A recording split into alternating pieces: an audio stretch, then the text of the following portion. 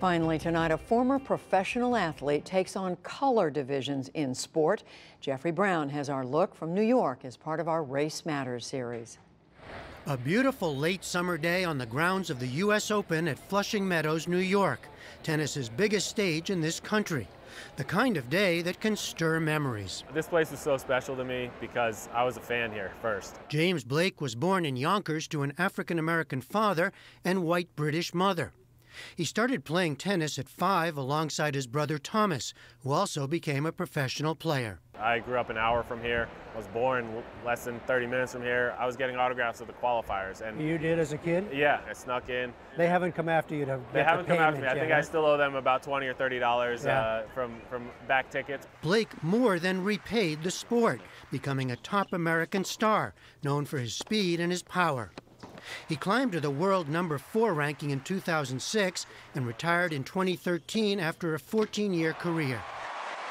2 years later, awaiting a ride from his Manhattan hotel to be a commentator at the U.S. Open, Blake was thrown to the ground, handcuffed, and arrested by a plainclothes New York City police officer. It was caught on a surveillance camera, a case of mistaken identity for which the New York Police Commissioner publicly apologized. My apologies for the incident which he found himself involved in. But one that drew national headlines and charges of excessive force and racial profiling. They've got you cuffed.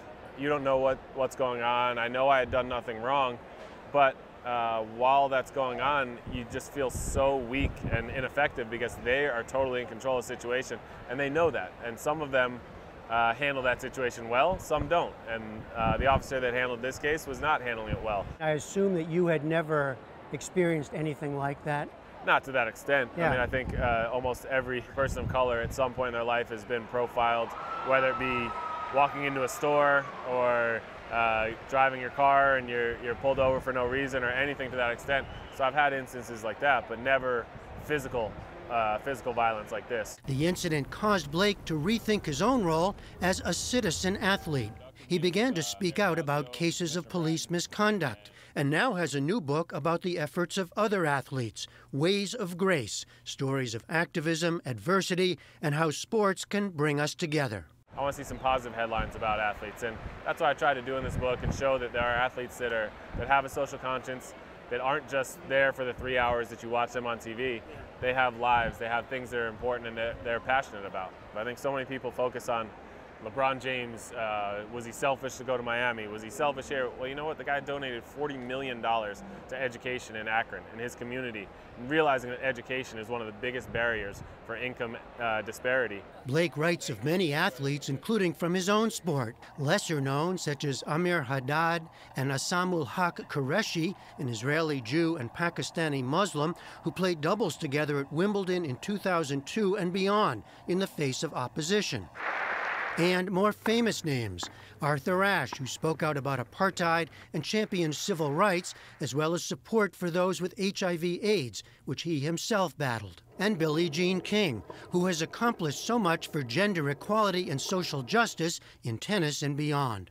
And he writes with sympathy for the most controversial figure today, former San Francisco 49er quarterback Colin Kaepernick, who publicly took a knee during the national anthem before games last year to protest police brutality. He's now out of football, and Blake and others believe it's because of his public stance. People are criticizing, saying, oh, he makes $15 million, he should just shut up and play. And I just always have hated that narrative, because it doesn't matter the amount of money that's being paid, you still shouldn't be able to control someone, because then it's just a matter of saying, at what stage are you selling your whole soul? You're selling all your beliefs for a certain amount of money, and I think Colin Kaepernick is showing that he's not for sale. But do you understand fans who would say, look, I love and support you, Colin Kaepernick, or athlete XYZ, for what you do on the field, but that's what you're supposed to do, right? Yeah. That's your job. Yeah, and don't push your politics on me. Yeah, well, fans are absolutely within their right to not go to the game, to say, I'm not going to buy your jersey, to do anything like that. But I don't think it's really fair to put that on him, because of what he's fighting for. Is a lot of veterans have said that's what we fought for. He has this freedom, and people say, oh well, you know what, we want sports just to get away from politics. We want it just to be an escape. Well, it can be an escape for when it's on the field, and he's still doing his job on the field. But when he's not forced to be on the field, you know, it's up to him. It's his right, and it's his freedom of speech that he can say and do what he wants, especially since it's peaceful. Do you think there's more responsibility with the higher profile you are? Because you think about very famous stars of the past, Muhammad Ali, Jim Brown, Bill Russell, people who spoke out. You think of Michael Jordan, who some people criticize him for not, right?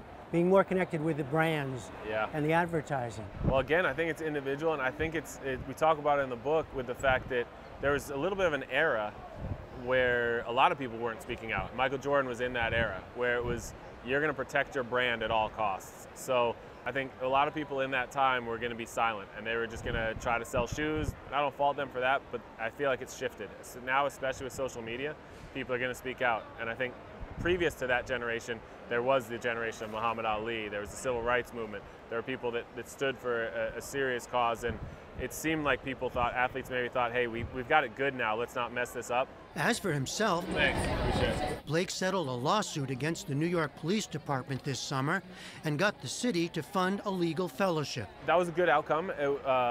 Exploring the case of policeman conduct, you have a fellow on staff for the next 6 years, 2 years at a time, so there'll be 3 different ones straight out of law school to fight these kind of cases, because last year over 50% of them weren't seen to conclusion. So now there's someone on staff to help them see these cases through to the end, get whatever payout, get whatever accountability is necessary for the police officers. It's a start. It's not the end of the story.